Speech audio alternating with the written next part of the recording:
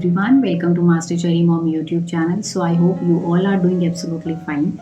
And आज की जो वीडियो हमारी रहने वाली है वो है ऐसे कौन से रीजंस होते हैं कि हमारी जो लेबर पेन है वो स्टार्ट नहीं हो पा रही होती है। ठीक है, क्योंकि मुझे काफ़ी कमेंट सेक्शन में कमेंट्स आते हैं कि मैम हमारी डेट ये थी लेकिन हमें तो पेन्स ही नहीं आ रहे हैं, तो हम क्या करें, सब कुछ ठीक तो होगा, बेबी तो ठीक होगा ना, क्या प्रॉब्लम हो रही है, क्या रीज़न होगा कि जो मुझे दर्द नहीं आ रहे हैं, पेन्स नहीं उठ रही हैं।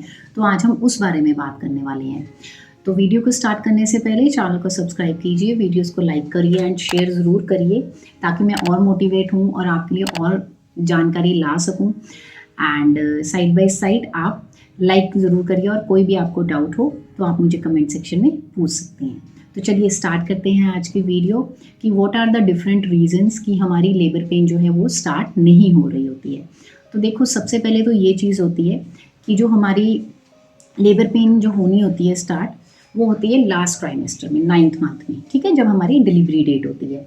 तो जो एक प्रेगनेंसी होती है, प्रेगनेंसी जो होती है उसका आइडियल पीरियड होता है 9 मंथ्स का। ठीक है, प्लस हम 7 डेज ऊपर ले लेते हैं। आप उसको कह लीजिए 40 वीक्स, इवन समटाइम 41 वीक्स तक भी प्रेगनेंसी आगे तक चली जाती है। एंड कुछ केसेस तो ऐसे भी मैंने देखे हैं, जो मेरी फैमिली के मैंने देखे हैं, वो 42nd वीक तक भी आगे गए हैं।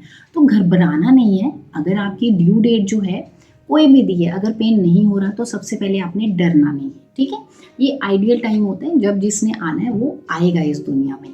ठीक है, अब उसके बाद बात करते हैं कि जो 37 वीक होता है या फिर 36 वीक्स होते हैं, आपने ये नहीं सोचना कि 37 या फिर 38 वीक में ही आपको लेबर पेन स्टार्ट हो जाएंगे। नहीं, ज़रूरी नहीं है कि आपको 37 वीक, तो आप कह लीजिए कि आप स्टार्टिंग में आप मत एक्सपेक्ट करिए कि एकदम से आपको 9th मंथ में पेन स्टार्टिंग के आ जाएगा। आने को आ भी सकता है, नहीं आने को नहीं भी आ सकता। ठीक है, मोस्ट प्रोबेबली जो डिलीवरी टाइम जब हमारा पास होता है उसके 1 से 2 हफ्ते पहले हमें पेन्स आने शुरू होते हैं, जिसको हम ब्रेक्सटन हिट्स कॉन्ट्रैक्शंस भी कह सकते हैं, जो हमारी बॉडी को प्रिपेयर कर रहे होते हैं कि अब जो है डिलीवरी टाइम पास आने वाला है। तो वो दर्द बार बार जो थोड़ी बहुत आती है तो वो इसलिए आ रही होती है कि बॉडी प्रिपेयर हो रही होती है। ठीक है, अब हम बात करते हैं स्पेसिफिक कौन से रीजंस होते हैं कि जिनकी वजह से हमें लेबर पेन नहीं आता है। ठीक है, सबसे पहले तो बात करते हैं ड्यू डेट की, डिलीवरी डेट जिसे हम कहते हैं। हमारा जब अल्ट्रासाउंड होता है ना, 3rd मंथ में एंटी स्कैन होता है, तो उसमें एक डिलीवरी डेट दी जाती है। ठीक है, अल्ट्रासाउंड के थ्रू दे दी गई वो डिलीवरी डेट ऊपर ही मेंशन कर दी जाती है, और साइड बाय साइड एक जो डिलीवरी डेट होती है वो डॉक्टर्स आपको मैनुअली निकाल के देते हैं। आपका लास्ट मेंस्ट्रुअल साइकिल जो होता है उसका फर्स्ट डे लेके आगे के उस दिन से लेके 9 मंथ्स प्लस 7 डेज देते हैं आगे के, और फिर आपको डिलीवरी डेट दे देते हैं उसके बाद। ठीक है, अब क्या होता है, जब आप 3rd मंथ को एंटी स्कैन के बाद जब भी आप जाते हैं ना अपना अल्ट्रासाउंड करवाने, तो आप देखिएगा वहाँ पे ना डिलीवरी डेट चेंज होती रहती है। तो ये चीज़ बहुत मैटर करती है। आप ये मत सोचिए कि जो डिलीवरी डेट डेली बेसिस में आप जब भी 4th मंथ में नॉर्मली स्कैन के लिए चले गए, या फिर 5th मंथ में अल्ट्रासाउंड हो रहा है, 6th में हो रहा है, 7th में, तो जो 8th मंथ में अल्ट्रासाउंड हुआ उसके अकॉर्डिंग डिलीवरी होती है। नहीं, ठीक है, जो डिलीवरी होती है वो आपके 3rd मंथ में एंटी स्कैन के अकॉर्डिंग ही होती है। और ये क्यों होती है ये ऐसे, मैं आपको ये भी बताती हूँ।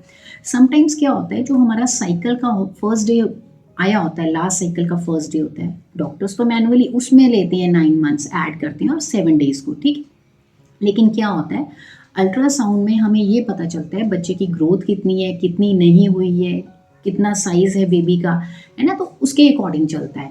तो आपने घबराना नहीं है इस चीज़ से, ये ड्यू डेट के अकॉर्डिंग भी होता है। मोस्ट रिलायबल जो डिलीवरी डेट होती है वो है अल्ट्रासाउंड के थ्रू ली जाती है। ठीक है, अब बात करते हैं सेकंड जो सिम्टम होता है, सेकंड जो रीज़न है वो क्या है।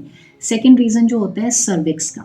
क्या होता है, समटाइम्स की नॉर्मल डिलीवरी के लिए, लेबर पेन्स आने के लिए हमारा जो सर्विक्स है उसको थोड़ा सा सॉफ्टन होना पड़ता है, मुलायम होना पड़ता है। ठीक है, लेकिन अगर वो सॉफ्टन नहीं होगा, हार्ड रहेगा, राइपन नहीं होगा प्रॉपरली, तो उस वजह से भी हमें लेबर पेन्स नहीं आती हैं। तो थोड़ा टाइम और बॉडी ले लेती है। ठीक है, थोड़ा टाइम और आगे बढ़ा देती है बॉडी, क्योंकि बॉडी अभी धीरे धीरे से प्रिपेयर कर रही है। ठीक है, तो इसलिए भी लेबर पेन्स जो हैं आपको उस टाइम पे ना आके थोड़ा सा और डिले हो जाते हैं, और कोई रीज़न नहीं है। ठीक है, अब बात करते हैं थर्ड क्या रीज़न होता है। थर्ड रीज़न ये होता है पोजीशन का। अब पोजीशन का यहाँ पे क्या मतलब है, यहाँ पे मतलब है बेबी की पोजीशन। तो क्या होता है कि 9th मंथ में बेबी को जो है नीचे उसका हेड जो है एंगेज होना चाहिए और बेबी का हेड नीचे आ जाना चाहिए। ठीक है, बेबी का हेड नीचे आ जाएगा और वो एंगेज हो जाएगा आपके पेल्विस एरिया में। लेकिन समटाइम्स क्या होता है, बेबी का हेड नीचे की तरफ नहीं होता है, एंगेज नहीं हुआ होता है, तो इस वजह से भी बेबी जो है, इस वजह से भी क्या होता है कि आपको लेबर पेन्स नहीं आती हैं। एंड ये ज़रूरी नहीं है कि 9th मंथ में हो ही जाएगा स्टार्टिंग में ही बेबी का हेड नीचे की तरफ। No, this is not right. ये चाहे तो एंड मोमेंट्स पे भी हो जाती है चीज़। ठीक है, ये भी एक रीज़न होता है कि ये आपके बेबी की जो पोजीशन है वो किस तरह से है, अपवर्ड उसका फेस ऊपर की तरफ है कि नीचे की तरफ हो चुका है कि नहीं हो चुका है। तो ये भी एक रीज़न है इस चीज़ का। नेक्स्ट जो रीज़न आता है उसकी बात करते हैं, सर्विक्स सर्जरी। समटाइम्स क्या होता है, बिफोर प्रेगनेंसी, प्रेगनेंसी से पहले ही हमारी कभी कोई सर्जरी हुई हो पेल्विक एरिया के अराउंड, सर्विक्स की सर्जरी हुई हो, तो भी क्या होता है जो लेबर पेन्स होती हैं ना वो काफ़ी आने में डिले हो जाती हैं, क्योंकि वो थोड़ा टाइटन एरिया हो जाता है जब सर्जरी हुई होती है। ठीक है, जब वो सर्जरी हुई है तो टाइटन एरिया, तो सर्विक्स जो होता है उसको भी थोड़ा टाइम लगता है लूजन होने के लिए।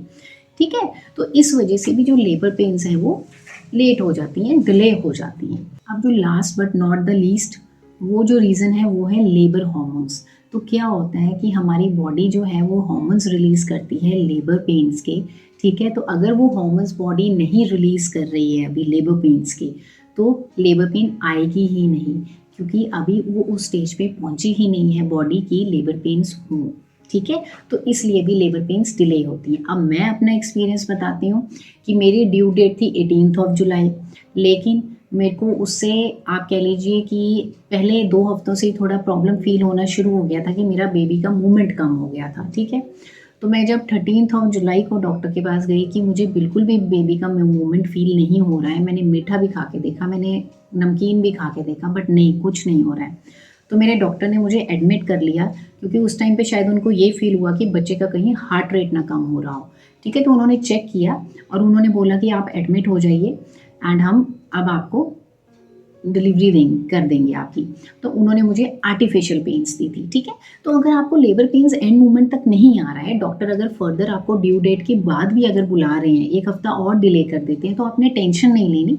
बस आपका बेबी का हार्ट रेट जो है वो प्रॉपर होना चाहिए और मूवमेंट बच्चा ठीक करता रहे। ठीक है, तो उसके बाद क्या हुआ, मुझे उन्होंने आर्टिफिशियल पेन्स दी एंड उसके बाद मुझे नॉर्मल डिलीवरी हो गई। तो अगर आपको थोड़ा-सा डिले हो भी गया है तो घबराना नहीं है, टेंशन नहीं लेना, सब ठीक हो जाता है, सब अच्छे से हो जाएगा, बेबी भी आपका हेल्दी होगा। ठीक है? सो आई होप इस वीडियो से आपको हेल्प मिली होगी, ये पता चला होगा कि हाँ, हमें लेबर पेन्स क्यों नहीं आ पाते हैं टाइम पे, या फिर क्या रीज़न्स होते हैं डिफरेंट डिफरेंट। जैसे कि मुझे तो आए ही नहीं लेबर पेन, तो मुझे तो आए ही बाद में, एडमिट होने के बाद उन्होंने जब आर्टिफिशियल पेन्स दिए। सो आई होप इस वीडियो से आपको हेल्प मिली होगी एंड आपका आप टेंशन कम हुआ होगा, पैनिक नहीं करेंगे, आप स्ट्रेस नहीं लेंगे बिल्कुल भी। तो जाने से पहले चैनल को सब्सक्राइब कीजिए, वीडियोस को लाइक ज़रूर करिए एंड शेयर करिए। एंड कोई भी आपका क्वेरी हो तो आप मुझे कमेंट सेक्शन में पूछ सकते हैं। मिलते हैं नेक्स्ट वीडियो में। Till then take care, thank you and bye bye.